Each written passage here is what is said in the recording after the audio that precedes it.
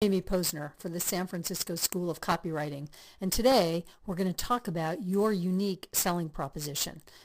This might be your client's unique selling proposition or USP. So in order to determine that and understand that you can have multiple USPs, you might have a USP for just a certain product or service offering, or it might be your overall company unique selling proposition.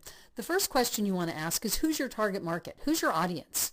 You want to know who you're writing to, and you want to be crystal clear about it. And that means knowing as much about them as you possibly can. What's their age? What's their gender? Where do they live? What do they watch on TV? What do they eat? What do they read? Where do they work? What do they do in their leisure time? And most important, in relation to your product or service offering, what do they worry about? What keeps them up at night? What problem do they have that your product or service is a solution to?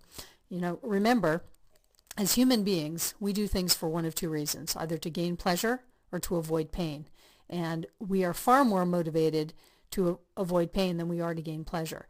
So when you identify your message, and no matter what type of piece you're writing, I don't care what the media is, if it's for the web, it's for email, video, audio, for print, you want to know what problem you have, or they have, that you can solve. I'll give you a really quick example. I ghostwrote a book for a woman who owned a grooming business for many years, dog grooming business, and she had me write a book to help people get started in making money in a dog grooming business, learning from her mistakes. And one of the things we talked about was a USP that she developed almost by default. When she started in her business, there were a couple of other people in town offering what she did, and she thought, geez, what can I do to bring people in? I'm gonna undercut the price.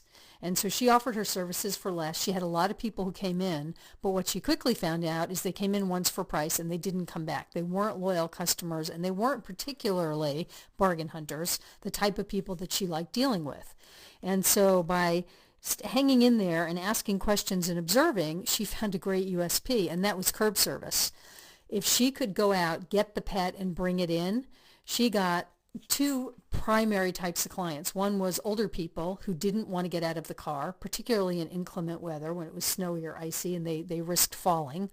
And moms or dads who had a car full of kids and didn't want to unbuckle everyone and get them all unpacked to bring the dog in and then leave the dog off, which took all of a few seconds, and then get the kids back out and get them loaded up.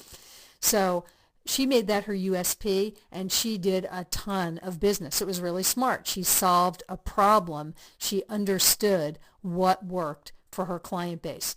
So if you know what niche you can fill in your market and understand what your clients need, you can answer the question, why would someone choose you over your competitors? What sets you apart? And think about what's you offer that's unique and different that makes sense for you. Is it price? Is it value? Is it years experience? Are you the least expensive, the most expensive? Are you quicker? Do you do great turnaround? Do you offer some kind of personal service?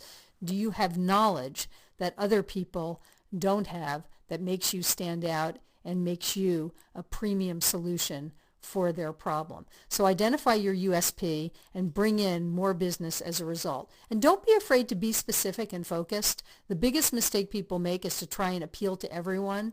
And by appealing to everyone, sometimes you don't attract anyone. Be specific, because you don't need everyone to be one of your customers or clients. You just need some people for whom you are the exact right fit. So resist the fear to broaden. The more you can niche down your message, be authentic in delivering that message, the better off you'll be and your business. Want some more tips? Get a copy of our free report, Easy Copy Tips for Great Marketing Results. Many people have told us it's a go-to document they keep on their desk and refer to over and over again. You can get that by visiting us at the San Francisco School of Copywriting.com/how-to copywriting. We'll be glad to send that over to you. Thanks for listening. Catch our next video. Bye for now.